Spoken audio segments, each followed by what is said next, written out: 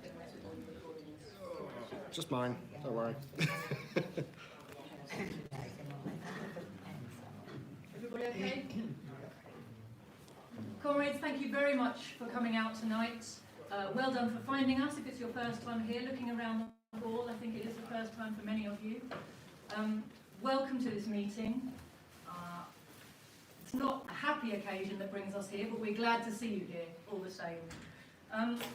I'm under no illusion that most of you have come here tonight to listen to George speak, so I'll just briefly introduce myself before handing you over. My name's Jyoti Brar, and I am, along with George here, part of a new project to build a mass working class organisation in this country, the Workers' Party of Britain.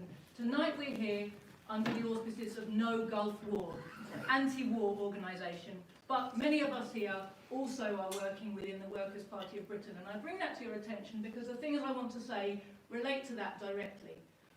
What I wanted to say is two things, and it's about war. The first is that if we want to stop a particular war, we need to harness the power of the working class. That is the only way you stop war. And the second point I wanted to make, that's a particular war. The second point I wanted to make was that if you want to stop war altogether, you need to end imperialism. There isn't another way. War is built into the system of imperialism. And how this relates to our project of the Workers' Party, I just wanted to briefly outline. To use the power of the working class to stop war, the working class has to be organised. And it has to have leadership that is willing to use that organisation to face down imperialism, to stop the production of war materials, to stop the export of materials to war theatres where imperialism is trying to launch aggressive manoeuvres, to stop the broadcast of war propaganda, which is itself a war crime when it supports an aggressive war, which nobody ever talks about that. The role of our media in perpetrating criminal wars on behalf of imperialism, in softening up the population, in making them feel it's inevitable, in demonising the targeted people as enemies, as evil, as out to take our jobs and destroy our way of life and terrorise us, that they're threatening us. These people far away who didn't even know, what we look like or what we're talking about or what we have for breakfast. They're not bothered about us, but our media creates the impression that they're out to get us, to get workers on their side, or at least to neutralise their opposition. What the ruling class is terrified of is organised, active workers. And they've gone to great lengths to make sure that they don't face an organised and active opposition. And for a long time, with the Labour Party in charge of the working class movement, workers have been totally impotent in the face of attacks at home and in the face of imperialist war abroad. We hope that a really anti-imperialist working class party gives us the chance to start to connect with workers on the ground who are in the trade unions, who are able to talk to their colleagues and raise the demand and the pressure within the trade union movement, within the ranks of the organised working class, in communities, in schools and universities across the country, to actively refuse to cooperate with imperialist war. And that will be the way to stop this war or that war from happening. And meanwhile, the goal of ending war altogether also needs a real militant working class anti-imperialist organisation. That's what we aim to be in the Workers' Party. And so now I'll hand you over to the leader of the Workers' Party, George Galloway.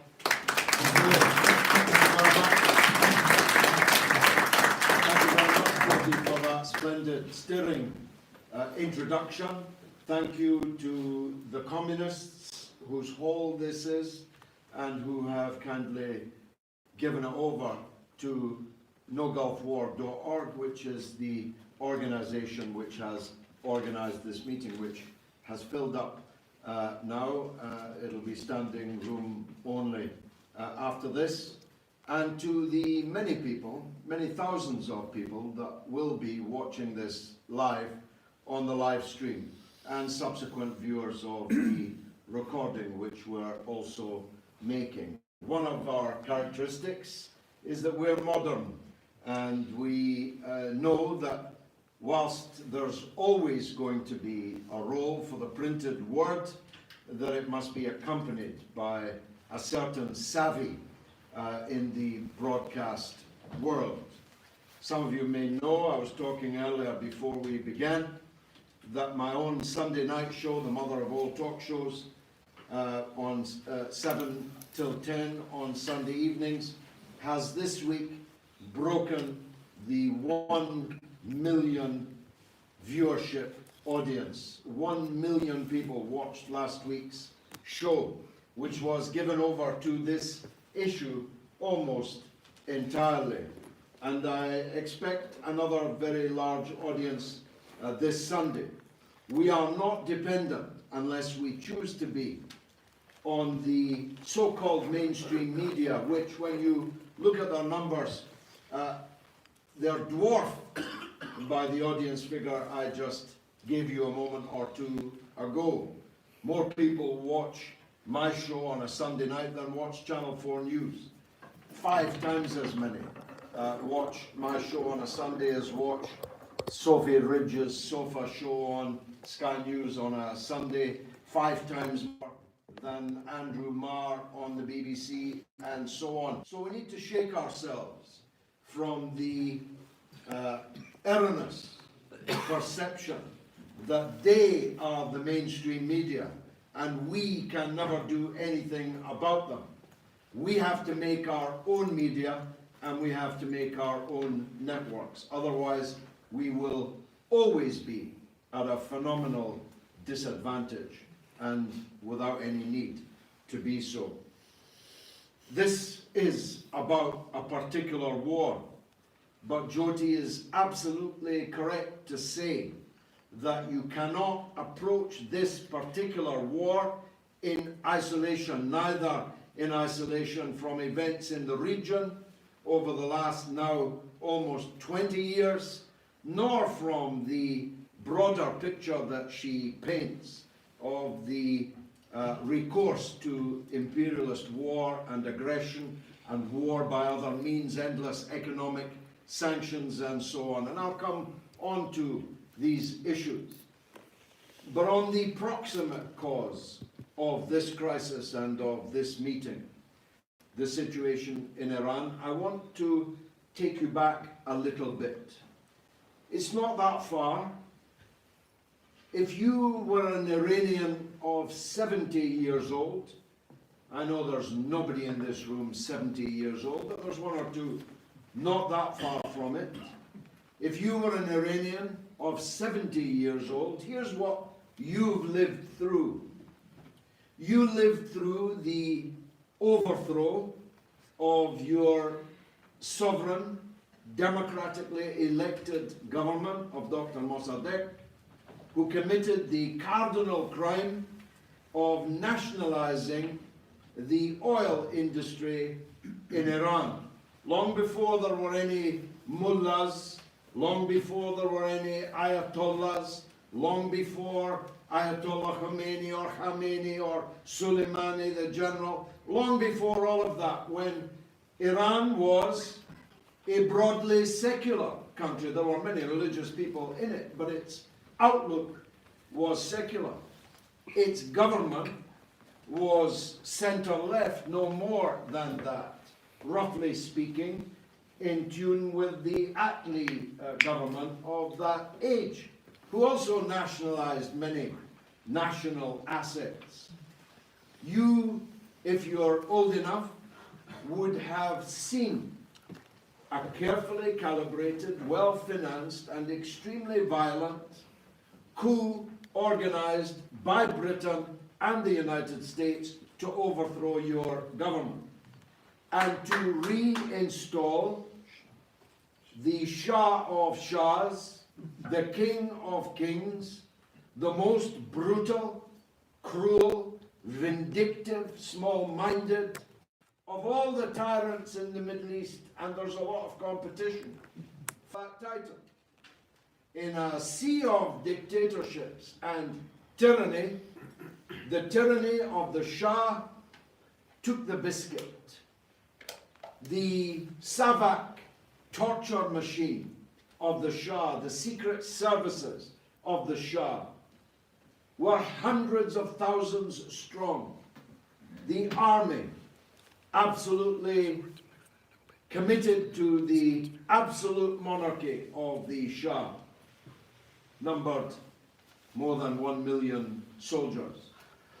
That tyranny was brought into life by the imperialist countries, who then gave it every support: financial, military, political, diplomatic, intelligence, every cooperation that they could, they gave to the Shah of Persia, and fostered an exceedingly close relationship between the Shah's Iran and the settler state of Israel.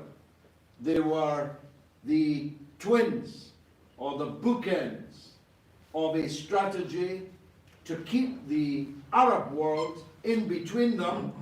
If you think about it as bookends, divided and weak and powerless, and if possible under the heel of an Arab dictator, only slightly less venal than the dictator of Iran. This, in my lifetime, was a truism, that Iran under the Shah was some kind of outpost of Western civilization, as Israel was equally an outpost of people like us, surrounded by a hostile sea of Arabs who wanted to destroy these citadels of freedom. In fact, neither was ever a citadel of freedom, and Israel is for another meeting on another night, except to say this: this crisis that is currently unfolding in the Gulf is driven to a considerable extent by Netanyahu and the Likud and the right-wing government of Israel, which, having destroyed Iraq as an Arab power capable, in theory at least, of standing up against Israel, to now destroy Iran. I make this point and dwell on it for a moment for this reason. I have met many people, there may be one or two in the hall, hope they've seen the light, who literally carried me on their shoulders because of my role in opposing the destruction by imperialism of Iraq, but who are angry with me now because I will not support the same imperialists destroying Iran. This is the madness, and it is madness, of sectarianism. That you defend Iraq because its regime is supposedly Sunni, but you want to destroy Iran because its regime is Shia. This is madness. I've got news for these useful idiots of imperialism. Imperialism doesn't care about Sunni and Shia. It doesn't even know what that means. You think Donald Trump is an expert on Ali and Hussein? You think Donald Trump knows about the ancient schism in the Muslim world? You think he's ever heard of the Muawids? Do you think he's ever heard of the theological, ideological reasons for that division? He's never heard of it. He wouldn't understand it. He wouldn't recognize the words on the page. All he wants to do is get all the Muslims, indeed all of the Latin Americans, all of the Asians, all of the Africans, on their knees praying to him and his imperialist system. That's what they are interested in. And so I appeal to the Muslims not to be divided on this question. These people have destroyed Afghanistan, majority Sunni. They have strangled Palestine virtually to death, majority Sunni. They have destroyed Yemen, majority Sunni, Zaydi, neither Sunni nor Shia. How's that? They've destroyed Yemen, they don't even know whether it is Sunni or Shia. They have attempted to destroy Syria, majority Sunni. They have already destroyed Iraq, with, if you count the Kurdish people, 50-50 between Sunni and Shia. They don't care about these things, so why do you? Why are you occupied by these things? These people will destroy any Arab country. I forgot to mention Libya, of course. 99.99% Sunni, but they destroyed it. And none of these so-called champions of the Sunni, Saudi Arabia, or any of the others, lifted a finger to help the 100% Sunni population of Gaza when they were being bombarded, starved to death. These people are hypocrites, not Sunni. They're hypocrites, not Muslims. They are slaves of the imperialist system, in exchange for being allowed to sit on their thrones and take a portion, as long as they give a bigger portion to the people who are keeping them in power. I just wanted to, forgive me, digress and clear that matter up. So back to the 70-year-old Iranian. I now realize you don't have to be 70, you actually only have to be 67. 1953, Mossadegh was overthrown. And then the Shah was installed. And then the Islamic Revolution overthrew the Shah. Then imperialism encouraged Saddam Hussein to invade and destroy Iran, using our weapons, with our propaganda support, in fact, the British taxpayer paid hundreds of millions of pounds in export credit guarantees to British companies to sell weapons, including banned weapons or the constituent parts of banned weapons, to try to destroy the Islamic Revolution in Iran. So you lived then through an 8-year war that cost 1 million civilian lives in Iran. And then, when that war was over, you saw the attack and invasion, reconquest of Kuwait. You saw the first Iraq war. You saw a decade or more of sanctions that killed hundreds of thousands of Iraqis, most of them children or old people.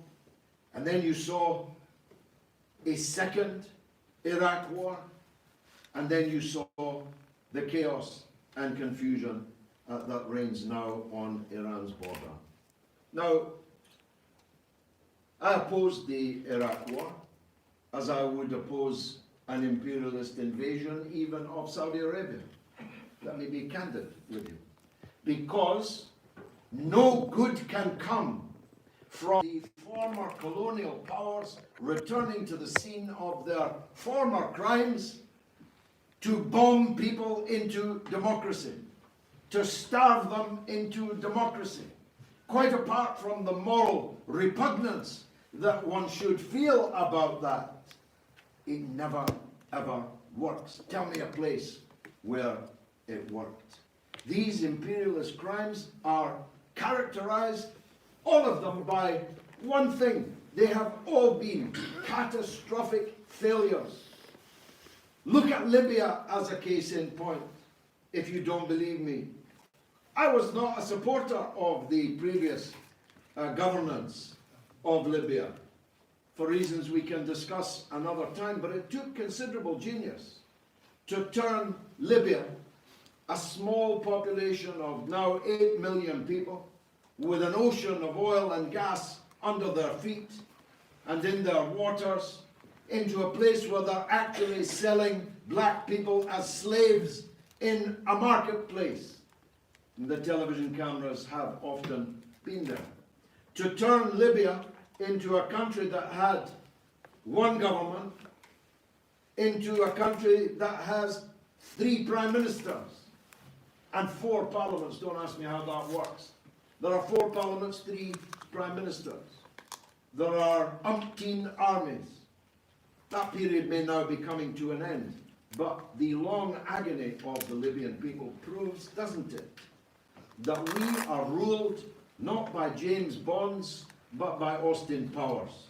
We are ruled by idiots who try to disprove the mighty Einstein's dictum that doing the same thing over and over again and expecting a different result is the definition of madness.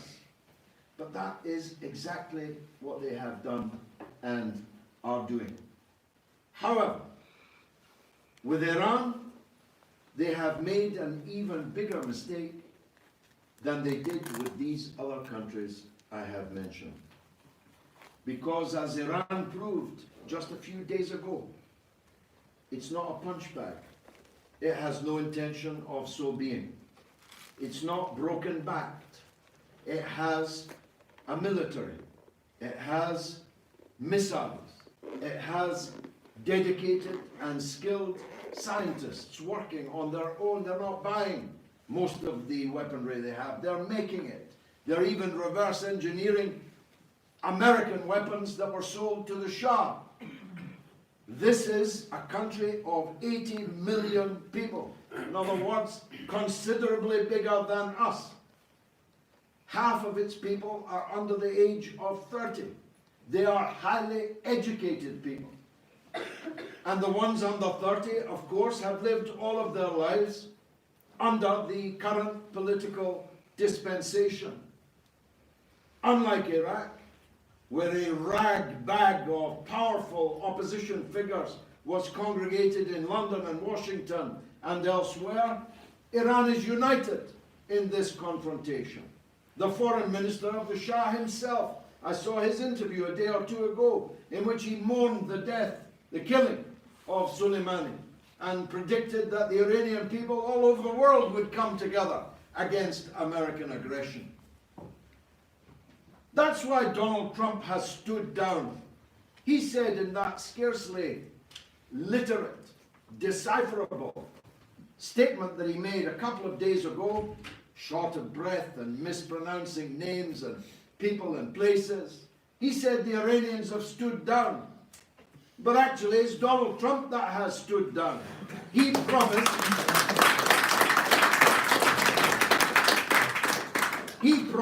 that if there was any attack on, I'm quoting him, if there was any Iranian attack on a single US base, that his $2 trillion worth of shiny weapons would, without hesitation, he said, be flying towards 52 sites in Iran, including cultural sites. From his own mouth, he convicted himself of a war crime, outlawed in all conventions to which the US is a signatory. Well, where are they? It's him that stood down. He stood down because Iran has proved, and his generals already knew it, anyone with 2 brain cells in his circle, if there are any left, also knew it, that America cannot win a war with Iran. They could only lose a war. You see, the Iranians are ready to die. In fact, for them, it's an honor to die, defending their country against the great Satan. Do the maths, do the theological maths.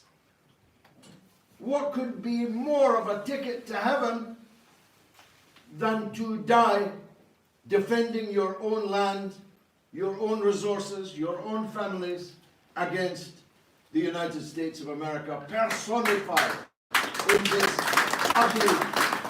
Well, most of the people in the US military are not there to die.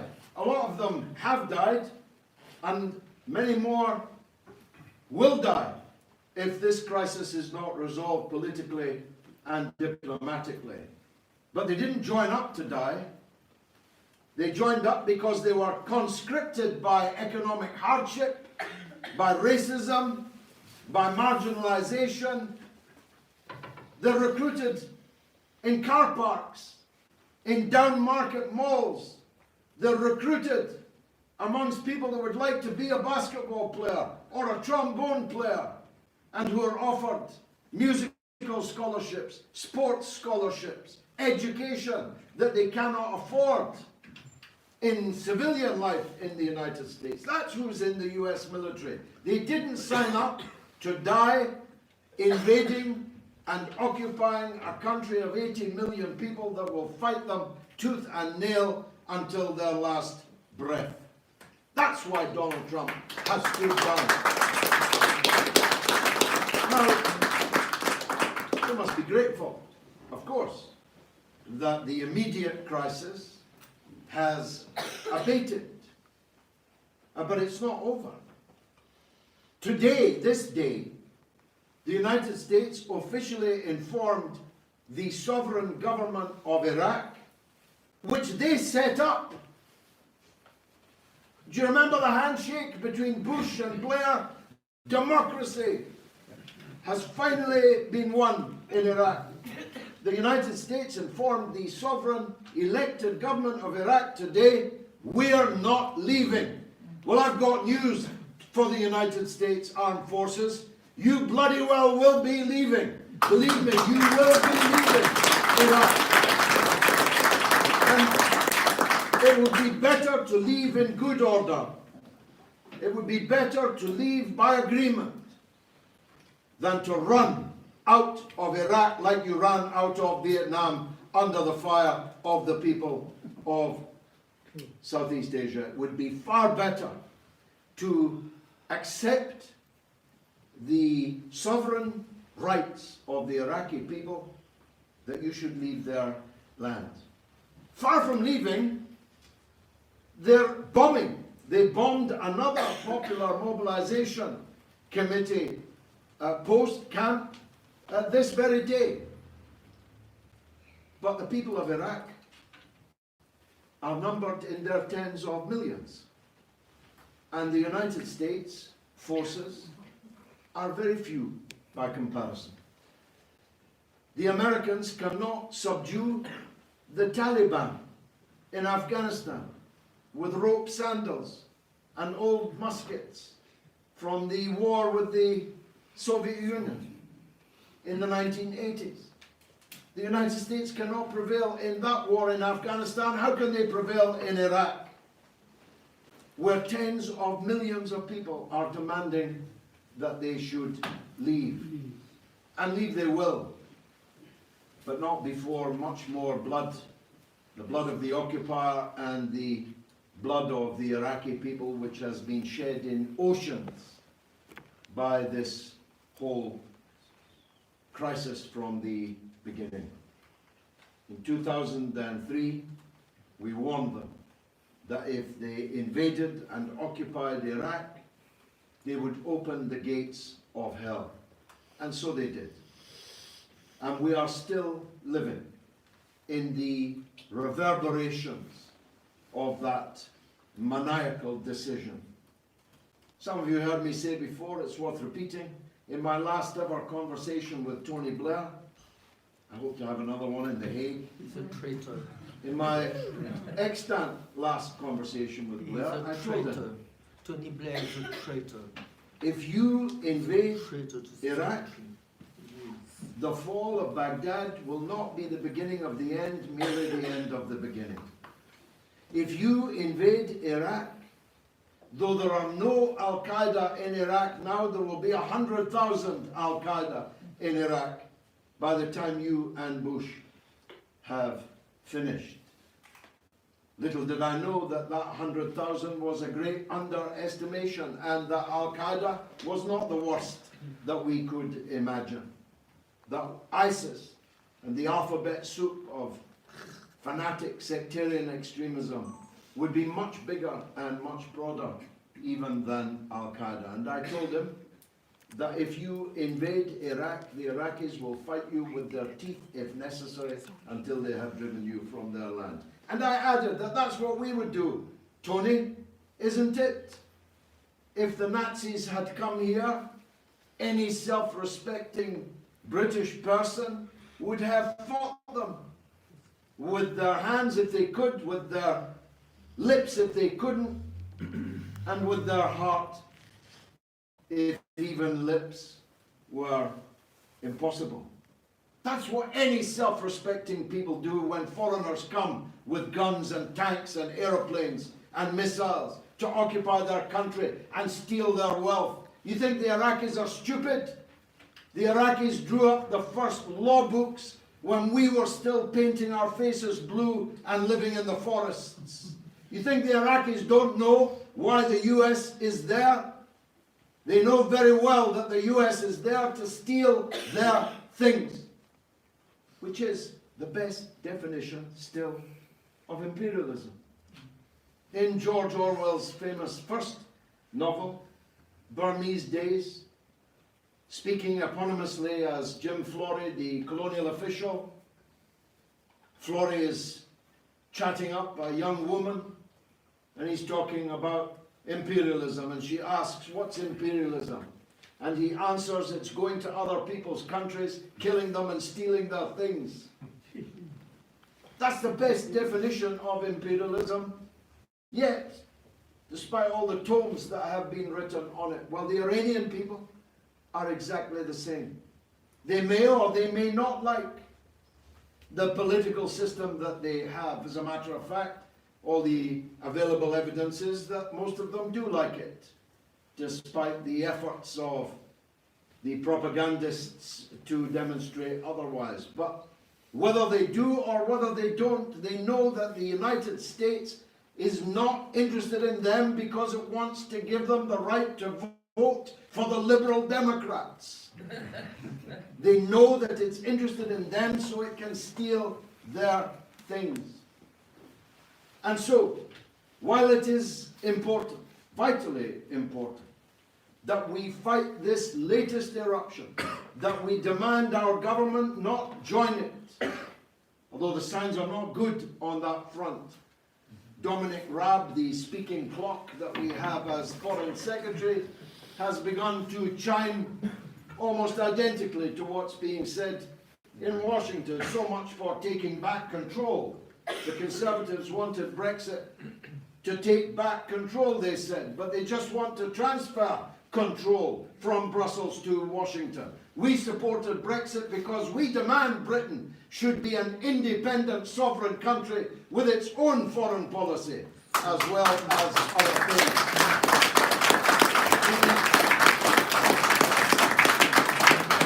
The demand has to be for our country to refuse to join any further American imperial adventures. We will not go quietly whilst our young men and women in our armed forces are sent on yet another fool's errand, which may very well result in them coming back in a Union flag draped box. We owe it to the families of the 700 British service personnel currently in Iraq to demand their immediate withdrawal. What could they do there? What can 700 British soldiers surrounded by tens of millions of hostile Iraqis do? Think the film Zulu, but without the happy ending. It would be a massacre. And we owe it to the families of our soldiers to demand their withdrawal from the country. But it will be no use unless we intend to keep opposing war after war after war. There will be no use in that. I've already spent enough of my life opposing war after war after war. We have to strike at the heart of the matter. And the heart of the matter is that our country has an economic system and political relationships that make war inevitable, that are a part of our system. It's not an aberration that we keep going to war. It is a part of the ineluctable logic of the economic and political system that we are deeply involved in, that we must continually go to war. No war on Iran, no war on Iraq, no imperialist wars.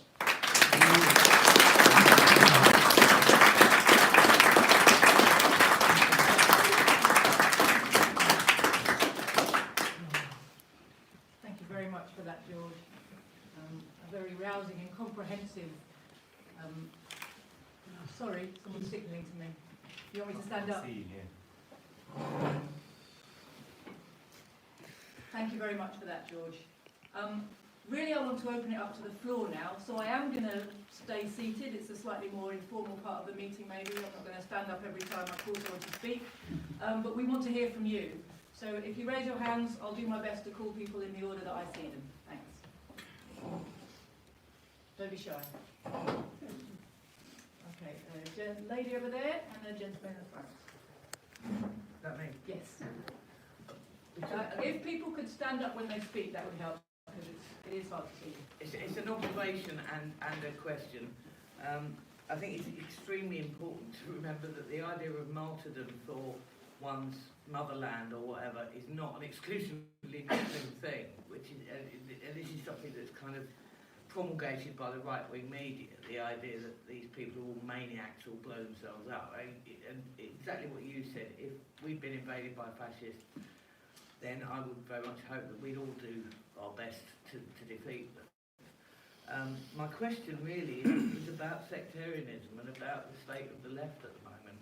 And it isn't intended as a criticism of anybody here. It's a frustration that the left has failed to strategically engage with the media and engage with new media, again, as you were talking about. And it's been so comprehensively smeared and failed to stand up against that. Now, I think the Labour Party now is probably a bit of a dead duck. I hope it isn't, but I think it probably is. But what I'd ask is, you know, Communist Party, Workers' Liberty, the SWP even, we've all got more in common than what divides us. So how do we bring that back together? How do we make it about organising in communities, rebuilding communities and workplace organisations, and to an extent putting aside our sectarian differences for the while? I thought that when you mentioned sectarianism, you were going to teach us about the sectarian division between Sunni and Shia. Yeah, I know about that. But I don't really intend, because it's not the purpose of this meeting, to go deeply into these questions. We are an anti-war organisation, nogulfwar.org. We are a party, the Workers' Party of Britain. We have a programme. It's there to be seen and examined. And on the 1st of February in Birmingham, we have our inaugural rally stroke meeting, which will last the whole day, in which all of these issues will be exhaustively debated, I have no doubt. But the truth of the matter is that Labour has always been an imperialist party. Always. Since its inception. It has had 3 anti-war leaders, one of them not to be mentioned, whose picture is turned to the wall, but Ramsay MacDonald was an opponent of the First World War and a very courageous one. George Lansbury famously hawked his conscience around throughout the 1930s to try and avoid rearmament in the teeth of fascist, the growth of the fascist threat, and Jeremy Corbyn. But Jeremy Corbyn was merely the lipstick on the pig, because he was himself an anti-imperialist and a genuinely anti-war, but all of the people around him were not, and some of them were dripping in blood from previous wars. And their first, they say the first casualty of war is truth. They intended the first casualty to be Jeremy Corbyn. And if it was not for them, Corbyn might have made it to the Prime Ministership in 2017. But if he had, he would have faced enormous force to shift him into a different stance on imperialism. So, having been raised as a Catholic, I have the concept of original sin, and I'm sorry to say that imperialism is an original sin of the British Labour Party, and I hold out absolutely no hope for it whatsoever. If I did, I wouldn't have been involved in the formation of what we think of as a real Labour Party with a small L, real Brexit, real Labour, and real anti-imperialism. We believe in withdrawal from NATO. Labour supports NATO. We believe in the scrapping of the so-called nuclear, so-called independent, so-called deterrent of the Polaris submarine force. Labour supports Trident and the submarine capability, the nuclear capability. And we believe that Britain needs to be entirely independent in its foreign policy, and we'll fight for that.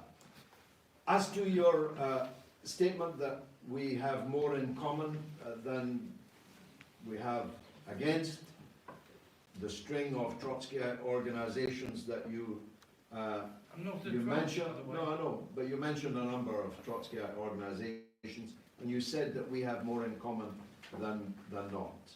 I'm reminded of Ernest Bevan's comment when Herbert Morrison said to him that an Iron Bevan was his own worst enemy, and Ernest Bevan replied, "Not while I'm alive, he isn't." Yeah, fair point.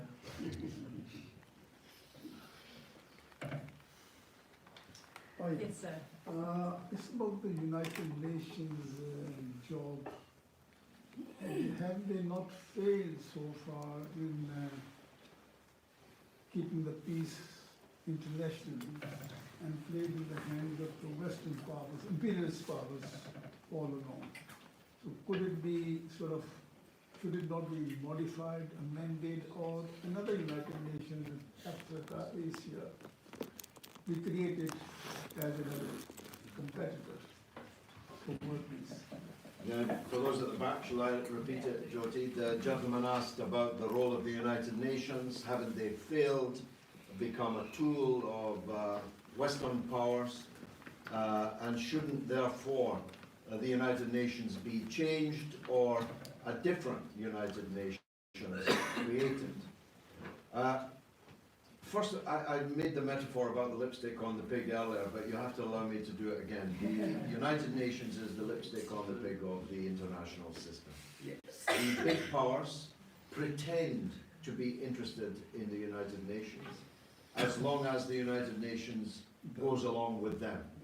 When the United Nations refuses to do so, they merely step outside it and do what they wanted to do anyway. And if you see, and I interviewed her on my show recently, Catherine Gunn, and her new film, I think it's called Official Secrets, she describes how the British government, a British Labour government, literally bugged and burgled the offices of the member states of the Security Council in the UN building in New York. Can you believe that? They actually broke into the offices of Security Council members in order to undermine their determination not to vote for the Iraq war.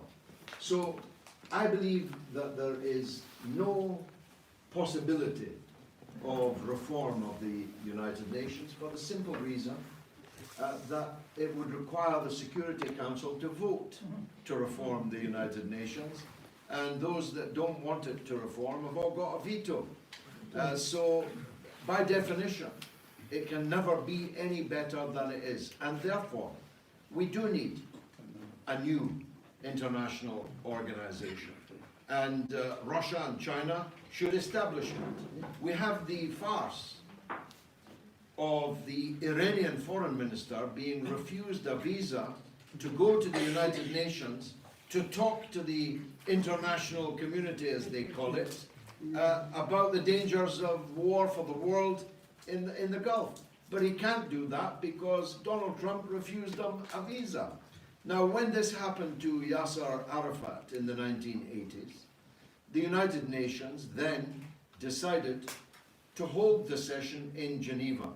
And that's where we should be establishing a new international organization, somewhere independent, somewhere outside of the United States. People don't have to leave the UN if they've got so much invested in it, but we need a new international organization where Russia and China and Iran and India and the emerging powers, the countries of Africa and of the Middle East can, outside of the shadow of American domination, discuss these great events.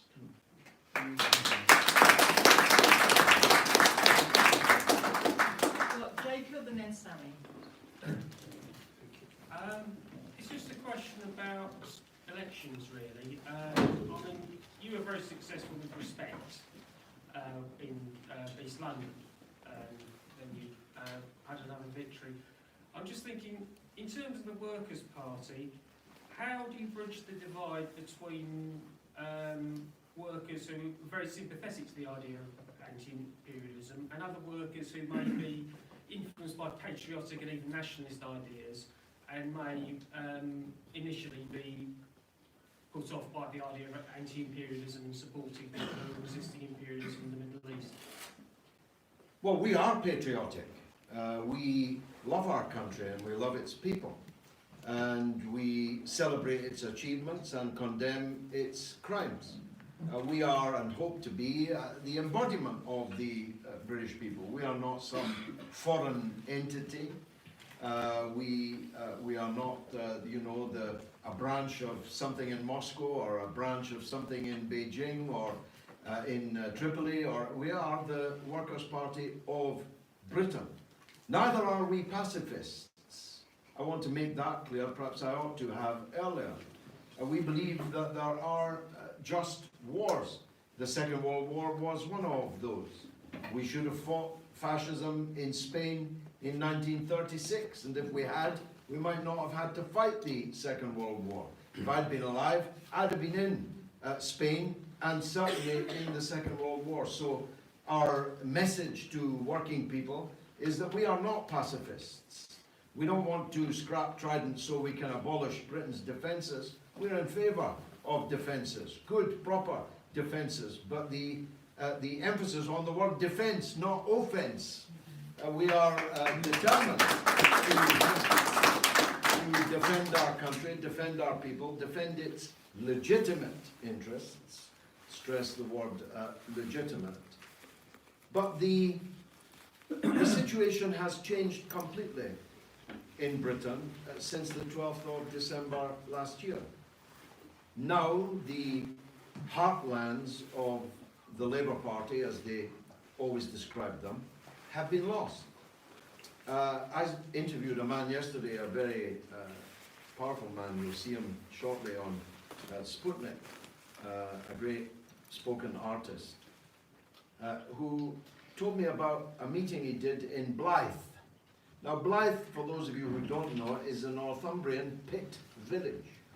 At one stage, every person in it was a coal miner or running a small business that the coal miners used. And an old friend of mine, Ronnie Campbell, was the MP there for 30 years. And he stepped down, and the Tories have won it.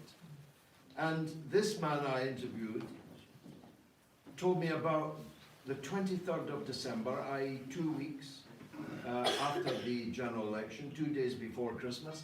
He was doing a gig in a club, a couple of hundred people there, and he started to say something about the Labour Party, swearing alert. The crowd, almost to a man and woman, shouted, "Fuck the Labour Party." That's the situation that we have now arrived at in Britain, where working class people feel utterly betrayed by the Labour Party. So we don't think that, you can't, if we stand in elections beyond the red wall or on the red wall, you can't accuse us of standing and letting the Tories in, because the Tories are already in. It was Labour that let the Tories in by their betrayal of working class interests. Sammy. Just a comment, comrade. I mean, George just mentioned about the Shia and Sunni, and the American resident will not know what the difference between Shia and Sunni. I'll tell you something, even the public who listen every day to the actually the media talking about Shia and Sunni, most of the people in the street, they know what Shia. You know, I actually come across people who ask me, you know, are you Shia and Sunni? And I ask, what is Shiaism? They say, well, I mean, it's those who kill people. I don't know. I'm not a Muslim. I say, well, when you asked me that question, I had a visit the other week from Jehovah's Witness, you know, who pushed himself in and walked in, and I said, hello.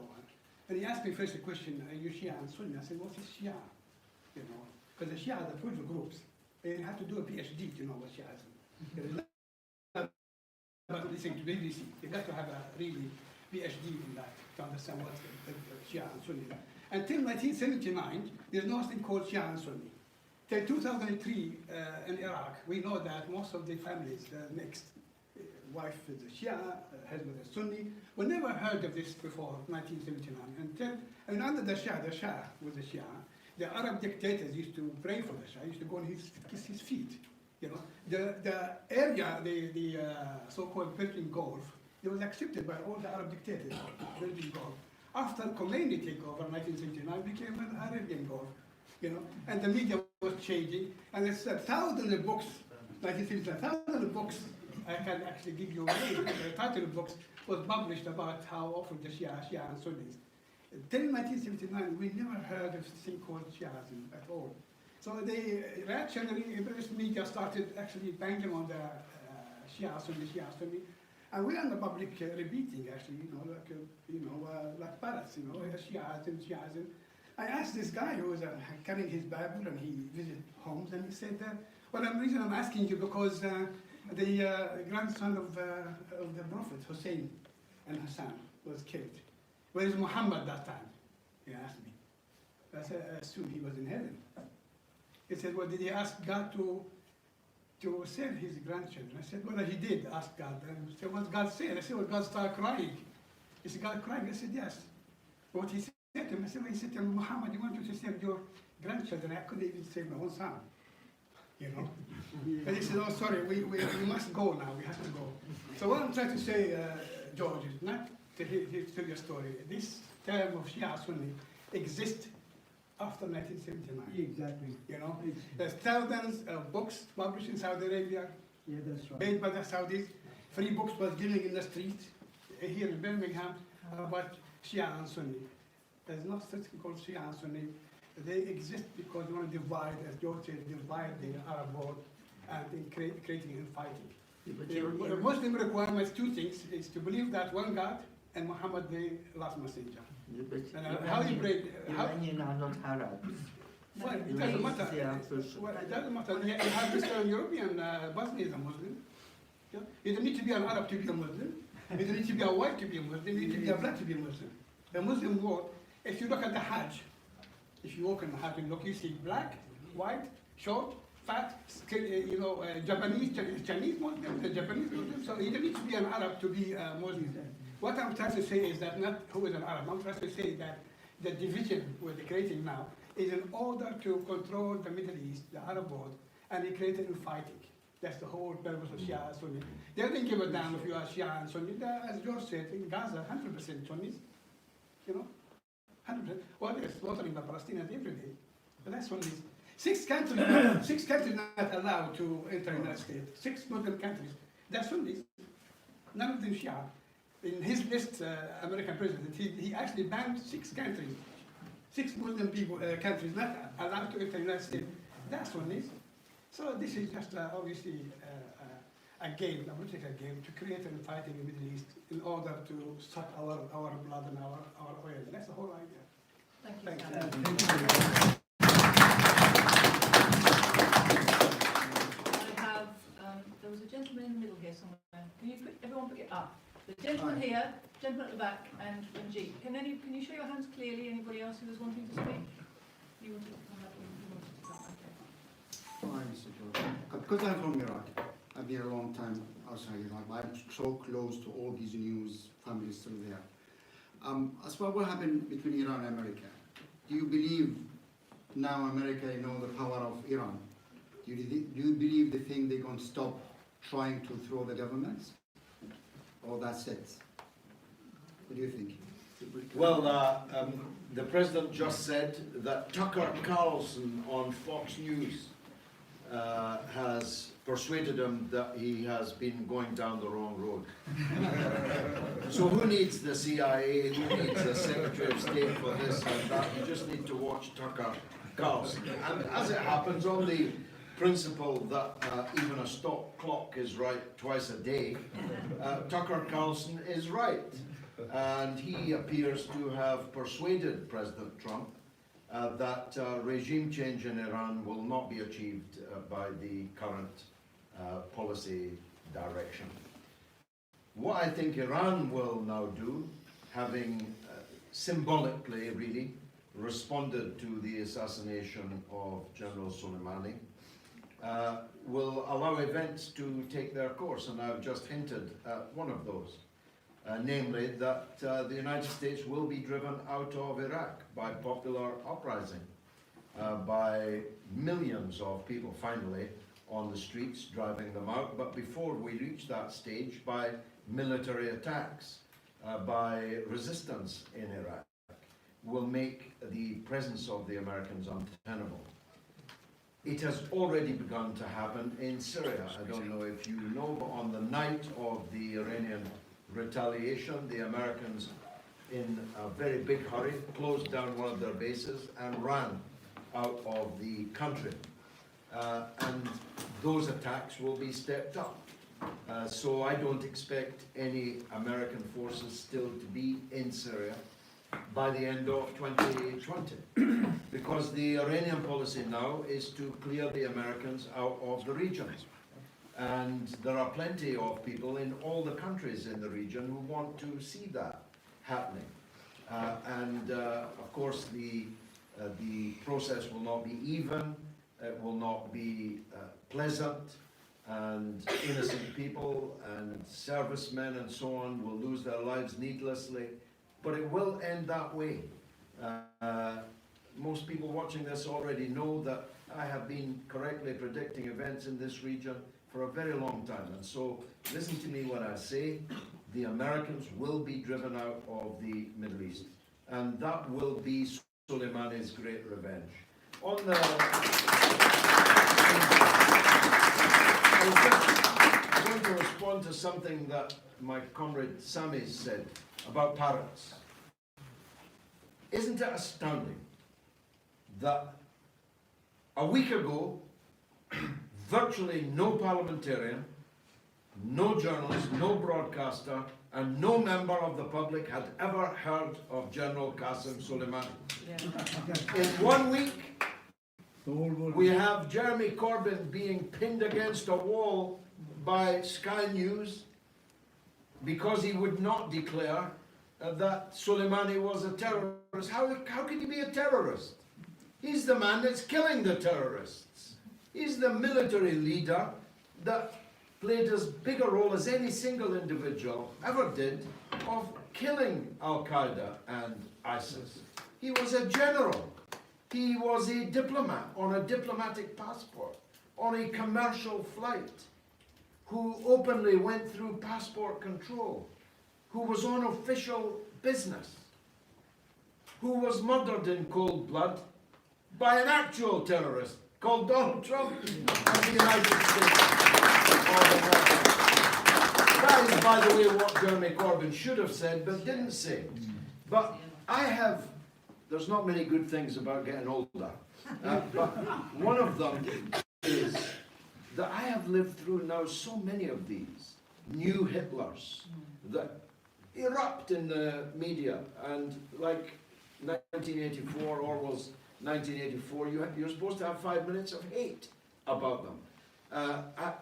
It started in my lifetime with Colonel Nasser, the great leader of the Egyptian revolution and the Egyptian people. He was the new Hitler, Hitler on the Nile, because he wanted to nationalize the Suez Canal. Sometimes the new Hitlers get put back on the shelf and left alone for a bit and then taken back down, like Gaddafi, like Arafat to some extent. But I've now been through so many of these new Hitlers, I find it laughable when people that I know, because I know these journalists, don't have the foggiest idea what they're talking about, but they're reading on an auto cue that this guy Soleimani is a terrorist, got blood on his hands.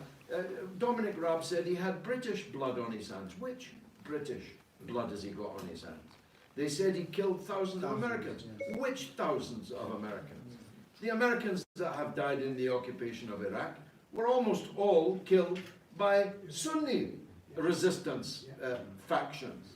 And so one idiot in the Congress the other day said he was involved in the bombing of the Marines barracks in Beirut in 1982.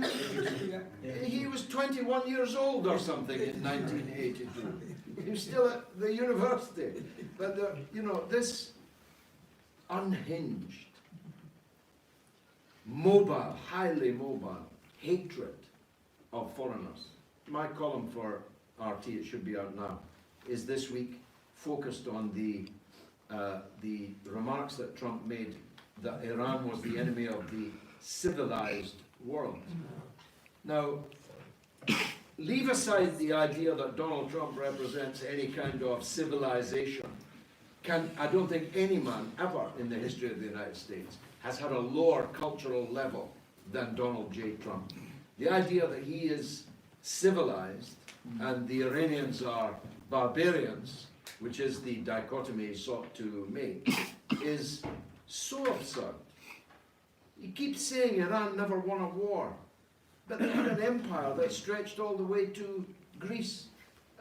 Millennia before there were any white settlers in what is now the United States of America. And if he doesn't mean Iran alone, does he mean China, the center of the world for thousands of years? Are they barbarians? Is Russia, the land of Mayakovsky and all the great geniuses, are they barbarians compared to the United States? Did he mean France and Germany that are very unhappy about the attack on Soleimani? Who did Trump mean when he said the civilized world is against Iran? Well, I'll tell you who. There are only 2 countries in the entire world who support what Donald Trump did in Iran last week. And one of those under extreme duress. Saudi Arabia is having a collective nervous breakdown of what might be its own fate if war comes to the Gulf. And the other one is Israel. So if civilization is Donald Trump, Netanyahu, and the Bonesaw massacrer, Crown Prince of Saudi Arabia, MBS, God help the world, the humanity is in an even bigger trouble than I thought it was.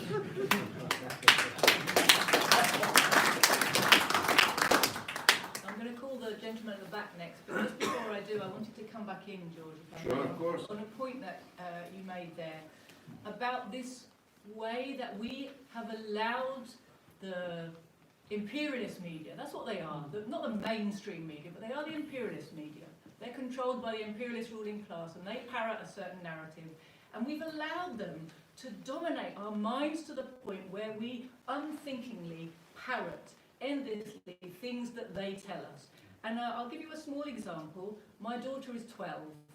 She came home from school the other day, and you won't be particularly surprised to hear that she has a slightly more questioning mindset. She came home and said to me, "Mum, it was making me really cross today. Everyone at school was talking about World War III, and they all said this guy Soleimani was a real bad guy and it was good that he was dead." Now, she's 12. I'm pretty sure that 24 hours earlier, all of the children who were so confidently telling each other that it was good that the bad guy was dead had never heard of the bad guy. Right? They clearly had no idea what they were doing. It's almost farcically obvious that they had no idea what they're talking about, but they're just aping what they see around them. That is what our society has become. I talked about this in 2011, the way that the invasion of Libya had been run as a media war, the way that everybody overnight, all the Guardian medias, became experts in how evil somebody was who they had never heard of a week before. Certainly didn't know anything about his country, about the way people lived there, about why imperialism might be targeting them, didn't ask themselves why, didn't think to do some of their own investigation. They read an article, they feel like an expert. We've allowed ourselves to be lulled into this sense that if you hear something on the news or you read it in the newspapers, in print, it must be true. And we don't go and check, find out. It's easy now. It's really easy to go and look for yourself. What is this based on? Who's got interest in telling me this? You know, and I think the biggest reason that the working class has ended up in this position where we just suck up all these lies is that we've had no leadership to speak of for decades. That is exactly what you were talking about, George, when you said Jeremy Corbyn could have said when he was under attack, this is a lie. I'm not going to say that because it's a lie, because it's being pushed by people who want a war, they want oil. It's got nothing to do with, you know, some evil dictator.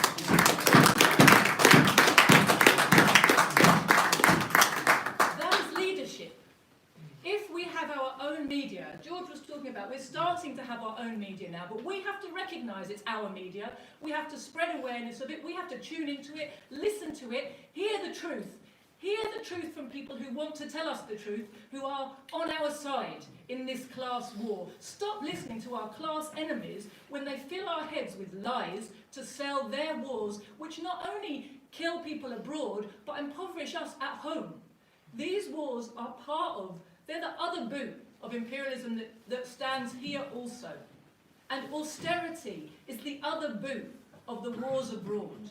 We have to understand this, that the people who are being attacked are on our side. The anti-imperialist leadership is on our side. But the rulers who lie to us, they are our enemy. Bravo.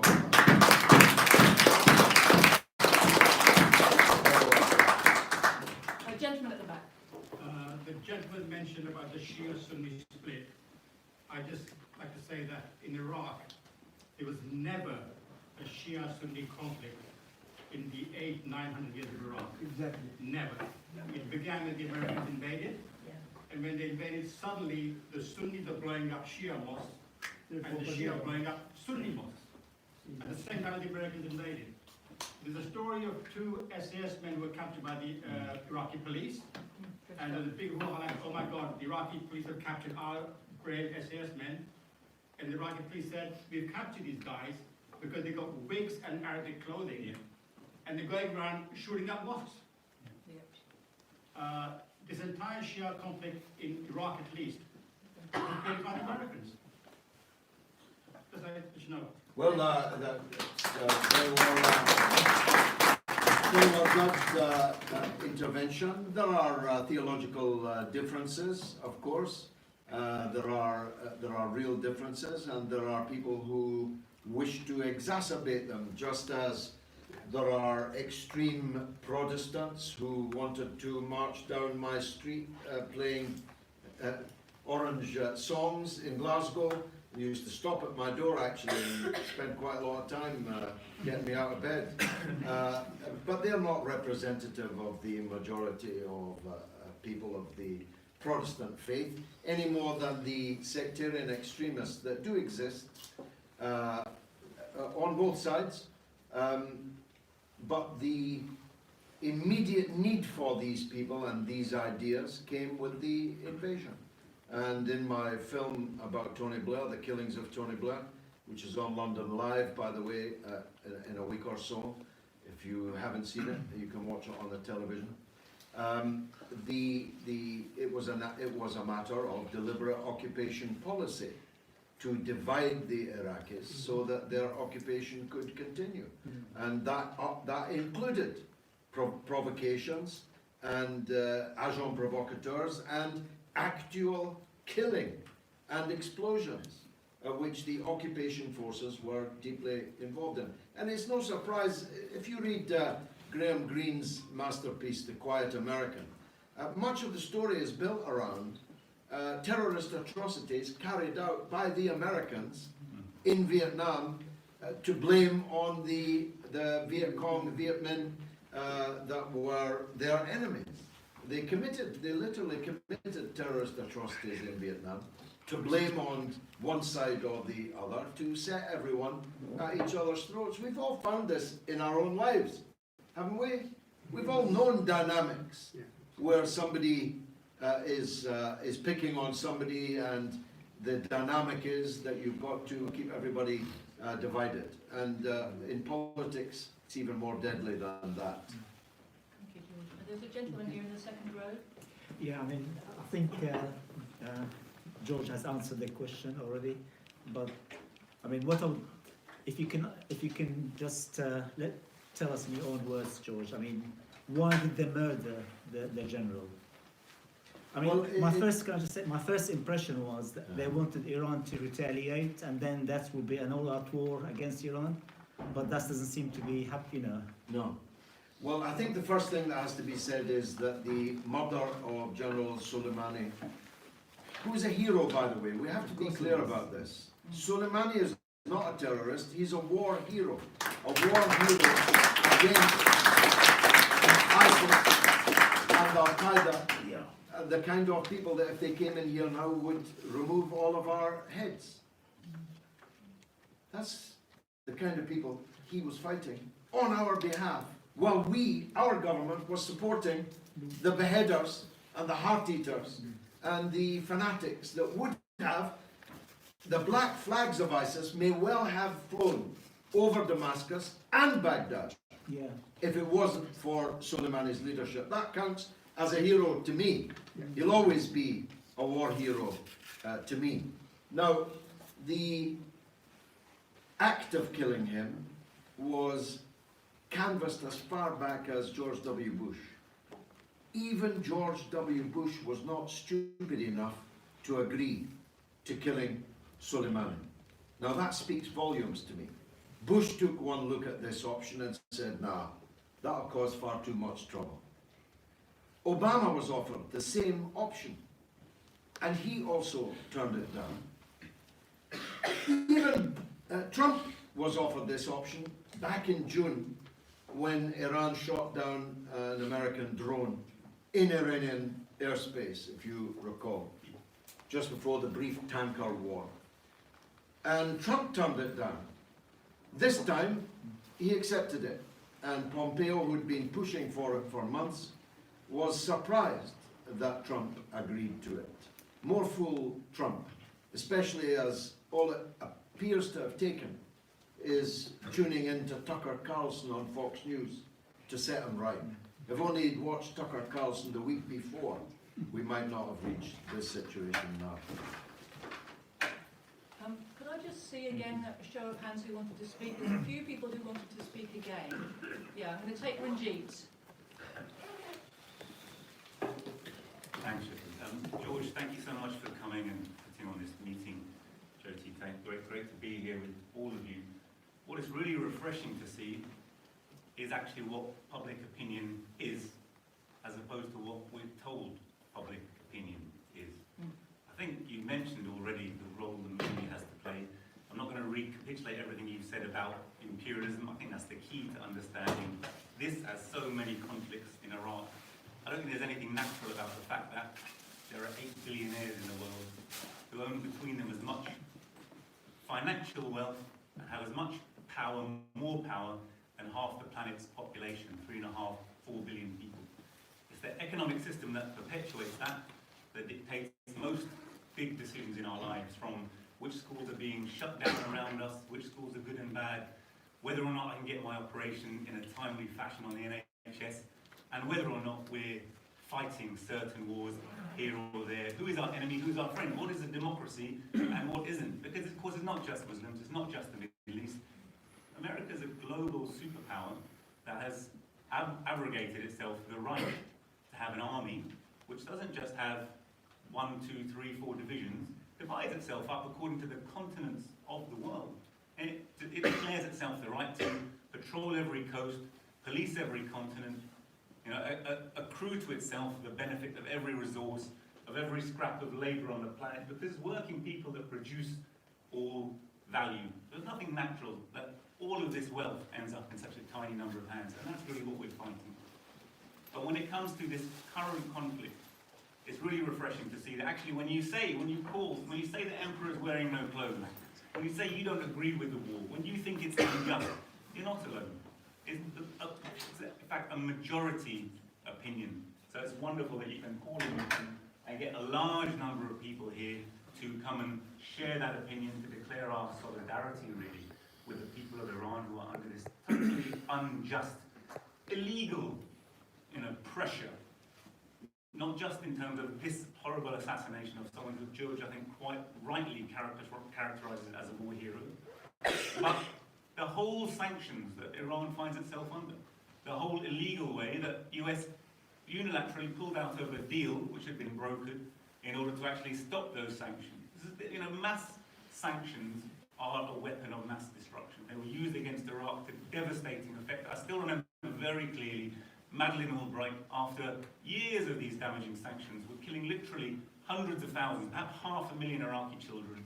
And she was asked the question, do you think this is a price worth paying? And she said, yes, it's a tough decision, but it's a price worth paying. It's perfectly all right for the United States, through its sanctions, through its economic wars, to destabilize countries, to change the governments. They don't just do it by saying this guy now. They double-speak. The 1984 double-speak is so apparent.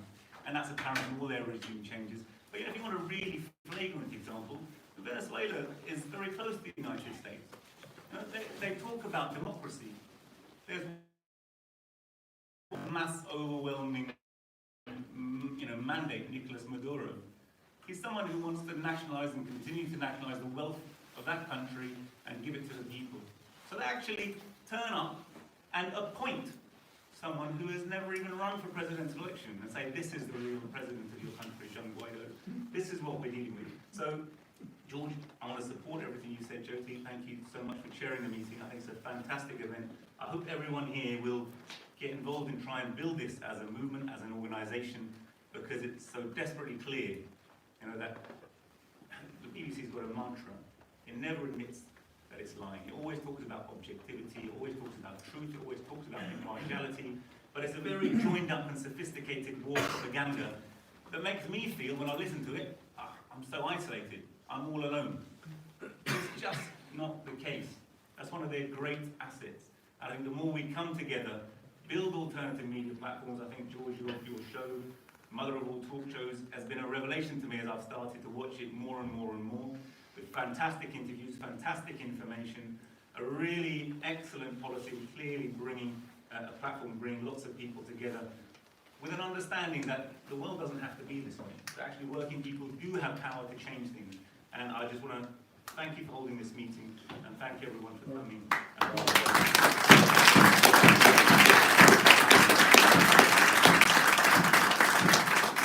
Just on that subject, Jyoti, if you didn't book through Eventbrite and you want to stay in touch with us, make sure that before you leave, we've got your contact details, yeah?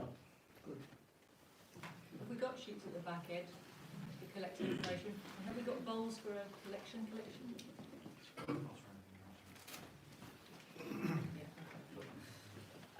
Gentleman at the front. Yeah.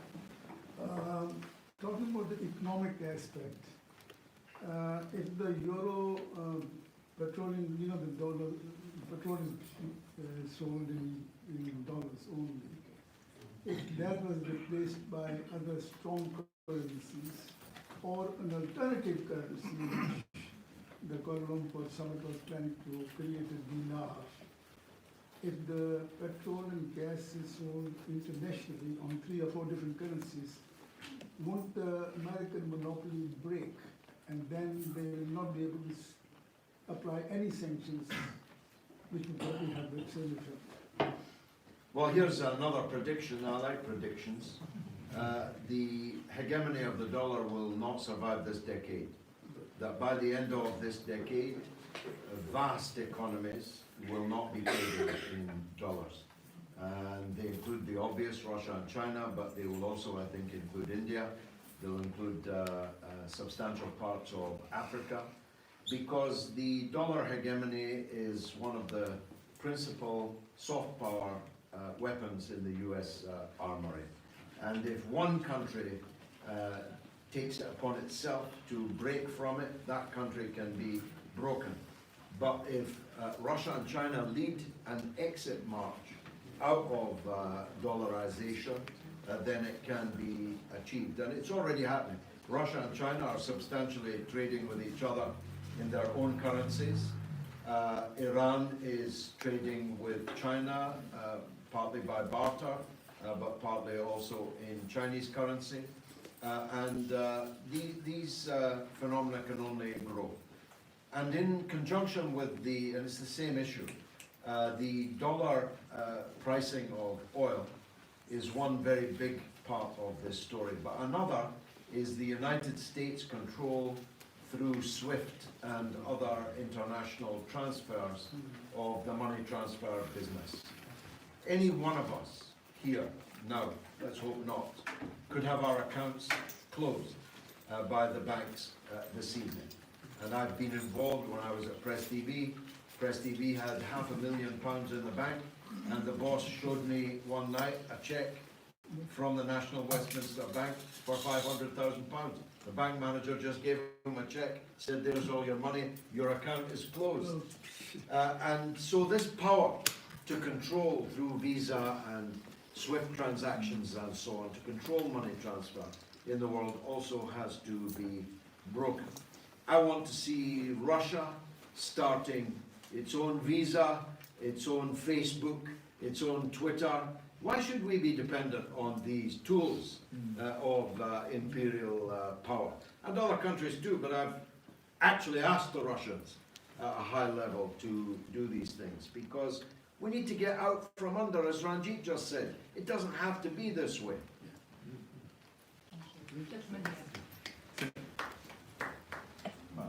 George, thank you very much for your talk, and also all the presentations you've been making in the media. I do try and watch them, and especially on Sundays. It's just wonderful. You talking about predictions? You made a prediction when Soleimani was murdered, that Iran, the place Iran would or might attack was Bahrain, because, and I was amazed, you described the concentration of military power there, including UK, which is based in Bahrain. I have two questions really to ask you. Supposing if that had come true, how would the next step would have been played out, and how would Russia and China would have reacted? As you know, a couple of days ago, China has already offered Iraq assistance to rebuild that country, and they've done it in other places as well. But that was one question. The other question is, it frightened me when I listened to you that this could happen, and instead I was pleased that the Supreme Leader decided what he called to slap America.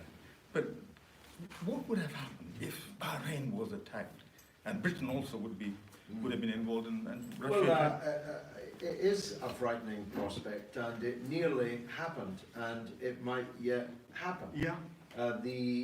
The reason for those who didn't hear it is that Bahrain is an overwhelmingly Shia Muslim country with a tiny, totally unrepresentative Sunni monarchy, which exists only through the support of Saudi Arabia, which is just across a causeway, literally a bridge. Bahrain's roughly the size of a very large car park, and is of great strategic value to Saudi Arabia and also Britain and the United States.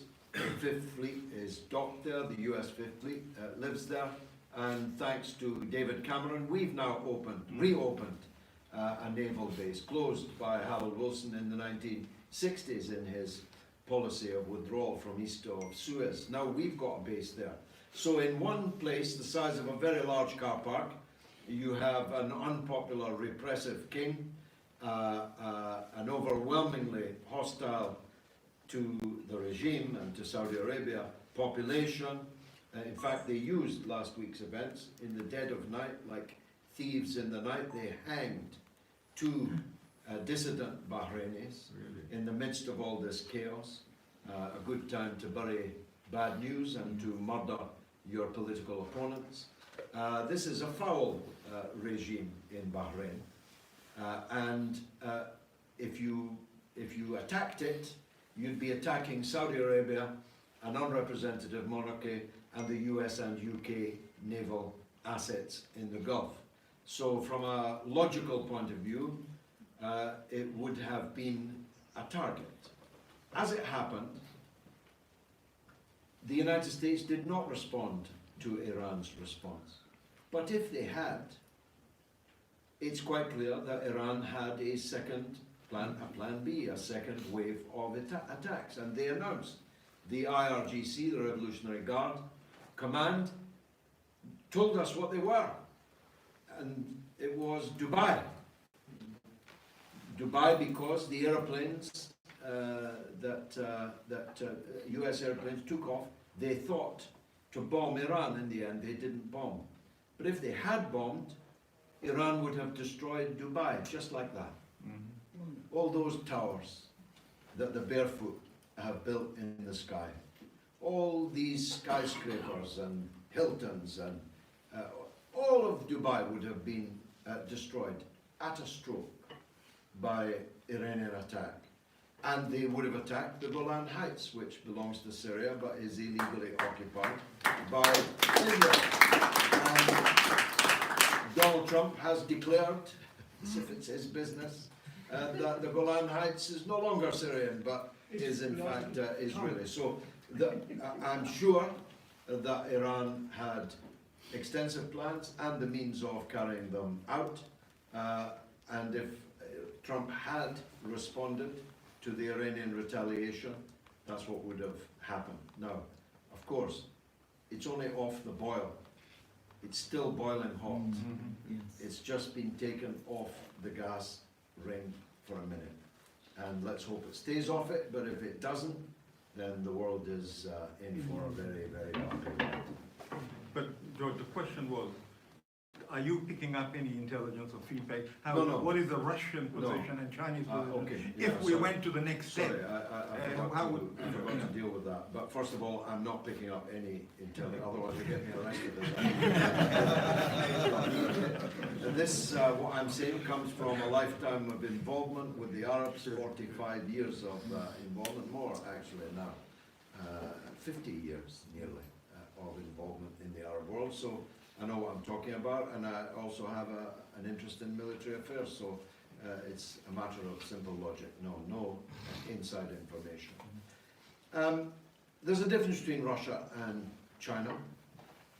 Russia is much more robust and forward about its foreign policy positions. It doesn't make them rashly, but when it makes them, it keeps them. So, for example, Russia has, as the Soviet Union did, a close alliance with Syria, and they would never allow the Syrian government to fall and Syria to be conquered by foreigners. They would fight a war to defend Syria. They would not fight a war to defend Iran. And if that's the Russian position, you can be sure the Chinese is more moderate still. China is a sleeping giant, but it has begun to waken up, and particularly in the Middle East, because a lot of these so-called jihadists, I don't like to use that word because there's nothing holy about what they do, these so-called jihadists, many of them are Chinese citizens, and China knows that it will one day have to fight them back in China. In fact, a huge number of them are Chinese citizens, thousands of them. And so China has begun to take a more proactive role in foreign policy generally, in the Middle East in particular, and the day will come, hopefully in our lifetime, when nothing will happen in the world without China agreeing to it, because China is the greatest country in the world, and it will soon have a political and military capability commensurate with its economic power and the size of its population. That day will come, but it hasn't come yet, but we're getting there. Thank you.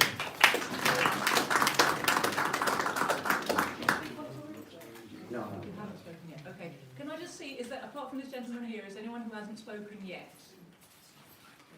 Okay, so this gentleman, then the gentleman at the back, and then I think we're probably going to call it a night after that. Thanks for your time today, and thanks for bringing me here. It's the first time I'm attending this sort of event, and it's great to hear. I mean, I think everybody's against war. I know a lot of American friends, I've got friends, families there. Even in the UK, everybody's against. You know, nobody wants war. You recently spoken about Emmanuel Macron, your French president, about his policies. So I just wanted two questions. First would be, what do you think about the European aspect of what's happening in the Iranian, where do you predict their sort of involvement in there?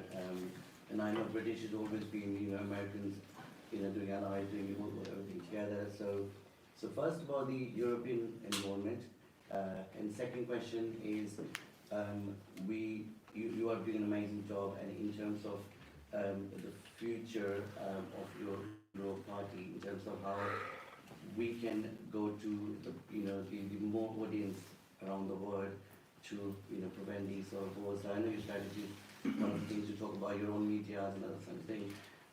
Why not we just go to like Sky and the bigger media and get show them the big picture of what's happening around us? Okay. Well, first of all, it isn't bigger.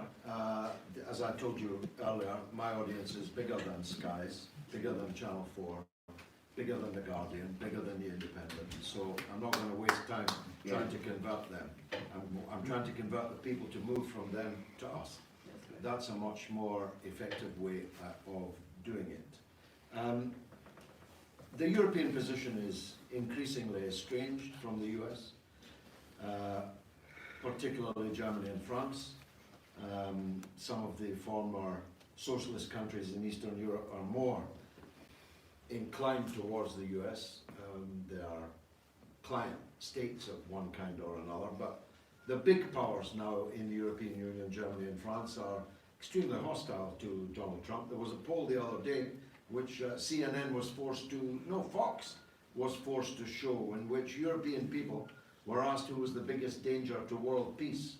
And 7% of them said Kim Jong-un, and 41% of them said Donald Trump. And that is, I think, the prevailing feeling amongst European people everywhere, including here in this country. But just like China, Europe has a cultural weight and an economic weight, but it doesn't have very much political weight or will. So, for example, when the US ripped up the JCPOA, the Iran nuclear deal, the Europeans said that they would step in and set up all kinds of mechanisms and methods of transfer and so on, so that the deal could be saved. I have no doubt that they sincerely meant it, but they were not able to deliver it. And that's why Iran has now itself said, well, the agreement is clearly dead, because the European powers have not been willing or able to prevail, to get out from under the US umbrella.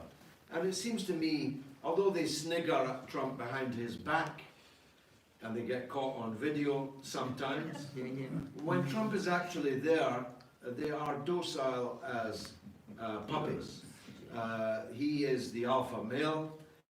He comes in, he demands this and demands that, and they snigger and whisper that they won't, but they do.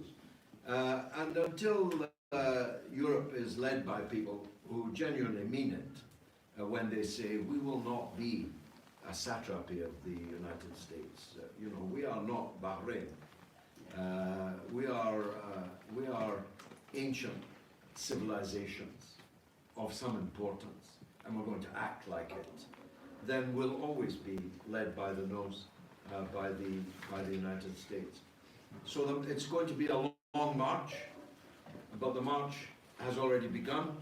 I hope you'll all join us on that march, and just like the original long march, it will prevail. I'm absolutely sure about that.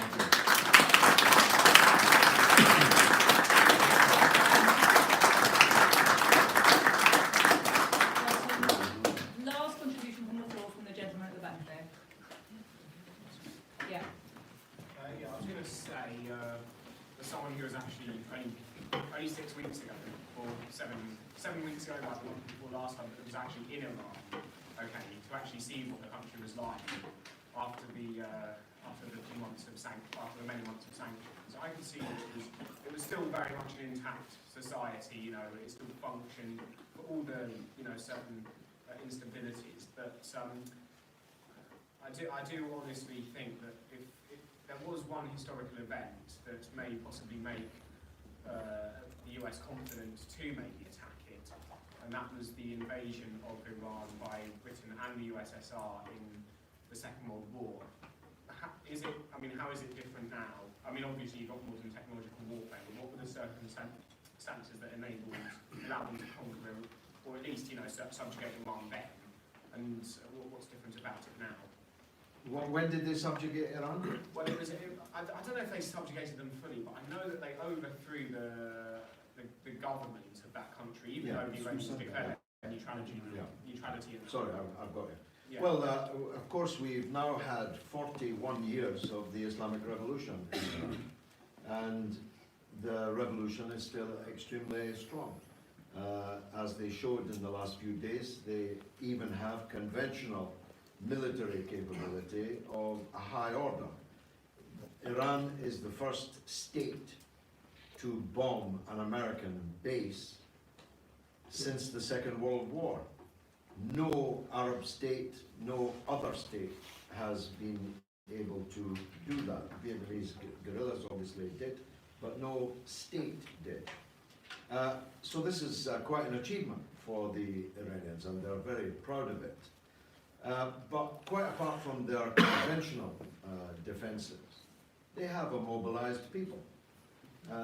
If the United States were to invade Iran, they would be met by literally millions of people with pitchforks if no other weapon was available. So they cannot do that. The United States cannot occupy Iran. That's why their demands, not even demands, their statements of fact, like, for example, Iran will never get a nuclear weapon. How are you going to stop them? The only way you could stop them is by invading and occupying their country, and you're not able to do that. Admiral Lord West, the former head of the Royal Navy, said the US would require 1 million soldiers. And they don't even have 1 million soldiers, and they have the biggest military budget in the world. So they can't, they won't. And therefore Iran will develop a nuclear weapon if they decide to do so. I've said it before, I might as well say it again. If I was Iran, I would be developing a nuclear weapon. Why should the United States have a nuclear weapon? And I'm against nuclear weapons. I was arrested at Faz Lane protesting against nuclear weapons. I don't want to see any. But I can't see any justification for Netanyahu having 200 and Iran not having any. And Iran to be destroyed if it dreams of one day maybe having one nuclear weapon. That's just racism, frankly. That is the idea that white people or their auxiliaries can have nuclear weapons, but others cannot. But anyway, they say they don't want to build a bomb. The Europeans this week will try and put together something on the nuclear deal again. It may or it may not succeed, I suspect not. But Iran will, the system will never be overthrown by foreign intervention. They have been unsuccessful when they try to use Well, if they do, they do. You know, I've always said this. If the Iraqis had wanted to overthrow Saddam Hussein, that's their business. They can get together and rise up and overthrow him, but it's not You can't ask me to support my country bombing them because they will not or cannot overthrow their government. That's a recipe for total anarchy and chaos in the world. So I believe that Iran will pull through. They are suffering under sanctions. Cuba's been under sanctions for 60 years and has, necessity being the mother of invention, has developed all kinds of capabilities that put other people's capabilities in the shade. And that's also happening in Iran. But the only way this can be peacefully resolved is for Iran's national sovereignty and its sovereign rights to be recognized, and Iran to be treated as an equal, respectfully, with all other states in the world. Now that's civilization.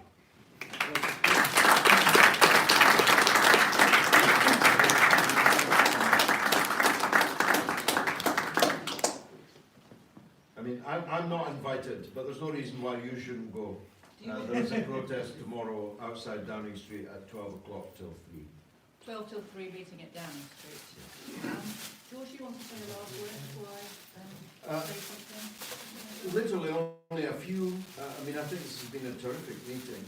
It's restored my faith in Eventbrite because almost as many people are here as said they were going to be here.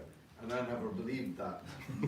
So thank you very much indeed for coming. I hope you'll stay involved with nogulfwar.org, and if you've been persuasive, you'll take a look at the Workers' Party on Twitter and online. It's workerspartybritain.org or at workerspartygb on Twitter.